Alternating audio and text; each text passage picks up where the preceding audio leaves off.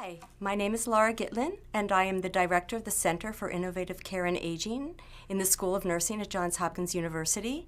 So welcome to the module, Using the Physical Environment to Support Quality of Life. This is part 2 of our emphasis on psychosocial and now environmental processes to improve dementia care. What I'd like to do first is talk a little bit about the role of the physical environment and how it affects people with dementia as they progress through the disease. Then we'll discuss a framework for understanding the role of the environment as people decline in capabilities. And then I'd like to illustrate different ways you can think of using the home environment and the community to strengthen the role of people with dementia in those settings and improve their quality of life. So let's get started. So the physical environment is a very important element when we think about developing effective, comprehensive dementia care for people with dementia and their families. Unfortunately, it does remain a neglected aspect of care. However, there's excellent and consistent evidence that the physical environment can support or negatively impact everyday functioning of a person with dementia, their orientation, their ability to engage in meaningful activities. It can positively or negatively affect their behaviors. It can enhance their safety or impose as a risk, and it can deter or support their integration into our communities. The health care environment, too, can put a person at risk, for example, for delirium, disorientation, agitation, and confusion. So here you see the clinical trajectory of Alzheimer's disease that was developed in 2011 by an international body of investigators. And this is the trajectory that Dr. Albert spoke to us in a previous module. As you see, as people move from preclinical to mild cognitive to early stage, moderate, and severe, their competencies begin to decline, but the environments in which they move in, whether it be the hospital setting, their doctor's office, their home, or their community, remains invariant. It's not changing. And people with dementia, and as they begin to decline in a range of competencies, begin to experience that environment as increasingly demanding and difficult to navigate. Think about yourself and how you interact with your environment. We can easily negotiate various physical environments, but people already at a mild cognitive impairment will have emerging difficulties navigating their home or community. You may find that their office becomes more cluttered or their home becomes more cluttered, that they may not be able to find things, and they may be having difficulty finding their way home in familiar surroundings. By the early and then on to the moderate and severe stages of Alzheimer's disease, people have increasing difficulties recognizing objects in their environment and knowing how to use them, navigating or wayfinding in their different environments, and knowing what to do and how to do it. And I will be illustrating many of these points through case examples. A helpful framework for understanding this relationship between a person as they decline with the disease and their physical environments is a model that was developed in 1973 by M. Powell Lawton and Nancy Nahemo, and it's called the Competence Environmental Press Model.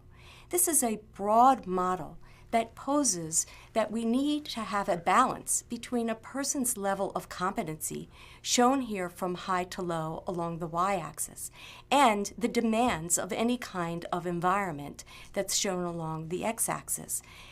Now, as a person declines in competency, what this balanced framework is showing is that the environment becomes increasingly demanding, and that if we do not find a way of modifying that environment to match the person's competencies, that the person will experience negative affect and maladaptive behaviors and also functional decline.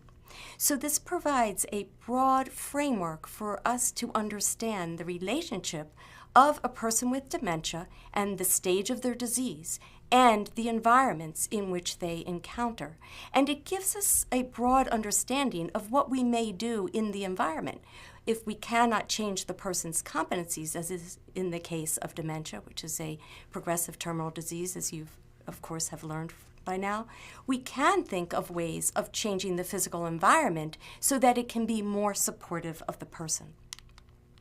And that's what I'm going to show you now, through a series of case examples of how we can think about our home environments to support people with dementia and their families. And what I will be showing you in these examples can be extracted, and you can think of how these basic principles that I'll be sharing with you can be used in your particular environment, including the healthcare environment. So here's an example of the impact of a cluttered environment on dressing. Here you see on the right-hand side is a closet that's filled with all different kinds of objects. The clothing, some are clean and some are dirty and need to be put in the laundry. There's clothing for winter and summer. There's handbags and shoes, and it's very, very disorganized. So what's the consequence? Well, this particular woman whose closet it was at the moderate stage of dementia, and she had increasingly difficulty choosing appropriate clothing. So she would come downstairs with dirty clothing on or a whole mixture of clothing that may be inappropriate for the season. She often knew that something was wrong, or she became extremely agitated that she couldn't choose the clothing. And this resulted in increased dependence in her dressing, and she eventually refused to get dressed. So how could we modify this? We can think of using some very basic principles of environmental modification. So for example, this particular woman used to hang her dress up on the back of her door the night before to pick out her clothing for what she would wear the next day. So placing an object such as her clothing that she would wear the next day, and using this notion of color contrast, you will notice it's a red dress against a white door, she was able to become more oriented to what she should wear the next day. This obviously taps into her previous habits. This is what she was used to. So we were drawing on her procedural memory and previous habits. And the outcome was increased independence in dressing. Now, obviously, we would have to close off that very cluttered closet in some way, so that would not serve as an element in the environment that would continue to distract her. A cluttered environment is very, very common in all of our homes and is something that's particularly troublesome for a person with dementia. So here you see a home of a son caring for his father, and the son is a Mexican importer, and he uses his home as his office. And this is his kitchen, but you may have had difficulty guessing that it was his kitchen because he has many of his business objects and his Mexican import objects in place there. And so for his father, the question was, what should he be doing in this environment? It was too cluttered. The radio and TV was always on. It was very distracting. The father could not engage in any meaningful way, and there were no objects that were appropriate for the father to be appropriately stimulated. And he often became agitated and tried to leave the area.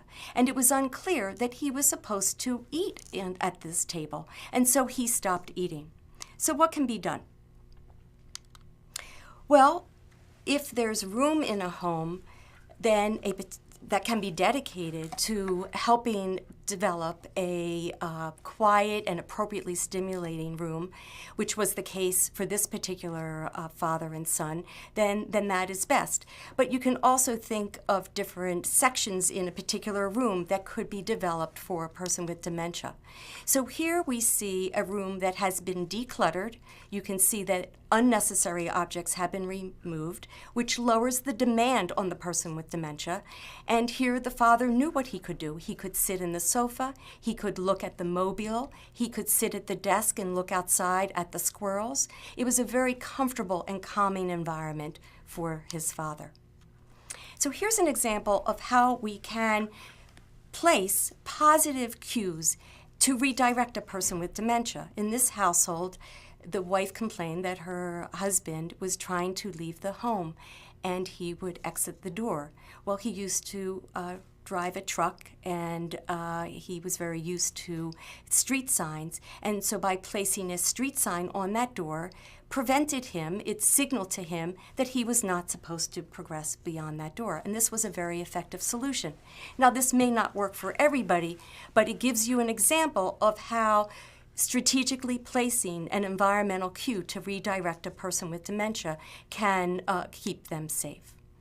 Now, you have to take a look at the different environments in which a person with dementia is interacting and the kinds of cues that they may be receiving from those environments. So take a look at Mrs. B. She's widowed and she lives with her daughter in a small apartment, and she sits in a comfort chair for most of the day. The daughter's very concerned because her mother sits in this chair all day long, has nothing to do. The daughter is unclear how to engage her mother. She's at a pretty moderate to moderate severe stage of the dementia. And she's very concerned that she has a medical problem because she uses the commode every 15 minutes. But take a look. Is this a medical problem? Well, certainly you would want to rule that out. But in this particular case, the problem is that the woman is not appropriately stimulated, and all she sees is the commode, and so she's prompted to use the commode, which in a way becomes an activity for her. By simply moving the commode out of sight of her field of vision, but still enabling her to access that, as well as training or providing the caregiver, I should say, with appropriate skills, such as how to put her mother on a routine toileting schedule and what kinds of activities her mother could participate in, was a very effective strategy. So this gives you another example of how the environment offers different kinds of cues to people with dementia. Here is another example of a disorienting cue. Here we see a white commode against a white background, a white wall, very common in our homes in the United States. And the caregiver, a husband caring for his wife in the mild-moderate range, began to see that his wife couldn't really find the commode. It was sort of hidden. It was against the wall, and the white against white did not offer any orienting cue to her. So he thought that if he put a washcloth on the back of the rail, as you see here, that would help to orient her. So the principle was correct, and this could be very, very effective. But by placing the washcloth, it served as a disorienting cue. So what did his wife do? Well, she did start using the commode, but then she would take the washcloth and put it in the bucket and begin to wash herself. So that was inappropriate. So if you could change you could use the same principle of color contrast, but instead of using an orange washcloth, use simple duct tape. You can see here how well the commode is highlighted, and then, of course, helping the caregiver learn some very specific communication skills, you can enhance the use of the commode in an appropriate way.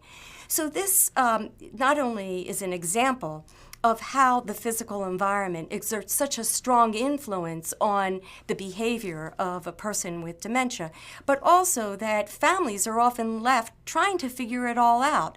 And they often come up with very meaningful and important adaptations and strategies, but they still often need assistance from a health professional to know exactly how to use some of these principles in the environment. Here's another example of a woman being cared for by her husband, and he's very concerned that she has very poor nutrition. And you can see here that she's very distractible. She is playing with her hair. She is not putting the spoon in her mouth. So the first set of strategies using, again, this notion of color contrast is a white bowl against a red placemat. And this helped quite a bit because she came to the table, she could see the food, the spoon is adapted so that she could hold it better. The caregiver was instructed in providing her one type of food at a time, and yet she's still a little bit distracted. So this first set of environmental changes were helpful, but they didn't quite solve the problem. But by putting a turban on her head so she's less distracted sensorily by her hair, she was able to focus. Now, would a turban work for everybody? It really wouldn't. This is a woman who used to use turbans and used to dress in them almost daily, so it was very, very culturally appropriate. It preserved her role, and it served to reduce distraction. So this is an example of how we can set up environments in such a way that we can enhance behaviors and concerns that may appear medical in their nature, but in fact can be solved by these kinds of physical rearrangements. And this slide also illustrates the importance of thinking through the cultural values and previous roles and habits and what the family values so that can direct how we change an environment such as the home, which is, of course, a personal space for the person with dementia and other family members. So here's an example of other ways of using the physical environment to help orient a person with dementia. And here we see that simply labeling, using labels, and you can see two different kinds of labels. You can see a verbal label, socks, or you can see a pictorial label where you see the shoes. And they're just examples of ways that we can direct people to how to effectively navigate their environment and interact with objects in a meaningful way to reduce the potential for agitation and other kinds of behavioral symptoms, as well as to maintain their functionality and independence for as long as possible. Similarly, here is an environment where a caregiver used labeling as a very effective principle. My husband doesn't care for his hygiene as well as he used to. So the caregiver set out only the items needed for the particular activity and also a very brief short list for him to follow. And this was very appropriate for the stage of dementia that he was at. Now, with the progression of the disease, this may still be too complex for him and maybe only providing one object at a time and adding a verbal cue would be necessary. So you can use the environment in addition to other kinds of strategies that we often refer to as non-pharmacologic in a meaningful combination. So this concept that I just referred to can be labeled as progressive simplification, where we remove objects from an environment in order to enable the person with dementia to better be oriented to what we need them to do or what they need to do. So here is a typical medicine cabinet, kind of cluttered, disorganized, all different objects, and maybe that's fine if you don't have dementia, but here the question is, what should you use for what? Do I use the toothbrush to brush my hair? So there's a lot of confusion that this kind of a medicine cabinet environment presents. So one simplification to consider would be to organize the items by task, to eliminate unnecessary items from the cabinet, and then to place the items by task on each of the shelves. And then we can even simplify the organization even more with the disease progression. So progressive simplification and organization of items by task are two ways of thinking about reorganizing the physical environment to support independence and quality of life. There are a whole range of assistive devices and home modifications that also can be considered. For example, installing different kinds of rails on beds, for example, to help the person get in and out of the bed, or up and down steps, are very simple, low-cost approaches to helping people with dementia remain safe in their mobility as they become more at fall risk with the disease. Now here's another principle, and it's called a control center. And what this picture shows you is the organization of basic objects that this woman, who is in a mild stage of the disease process, may need at any one time. And it serves as her command center. So she has a newspaper that she's reading, she has water, she has a little snack, she has her reading glasses, she has other kinds of material that are of interest to her and activities, a telephone, and the medications that she will need to take. So this allows her to sit in place because of her other physical mobility issues and to command her environment in a meaningful way. And this is a very successful approach. Now, with the disease progression, this may present as too many objects for her, and then we could use the principle of progressive simplification in this case and remove some of these objects and then hand them to her at one time. But the control center is an important idea. So, I've been illustrating different ways of changing the home environment. And now I'd like to talk very briefly about ways we can think about the community in which people with dementia live and how we can do a better job of supporting their integration and quality of life. And to do that, I'd like to introduce you to an emerging model called the King-Tun model that is being tested in Santiago, Chile, in the municipality of Peñalolén. King-Tun is actually an Indian word, Mapuche. The Mapuches are indigenous to Chile, and it means to make visible that which is invisible.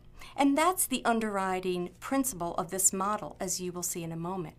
The model is designed to integrate persons with dementia and their families within the community at large.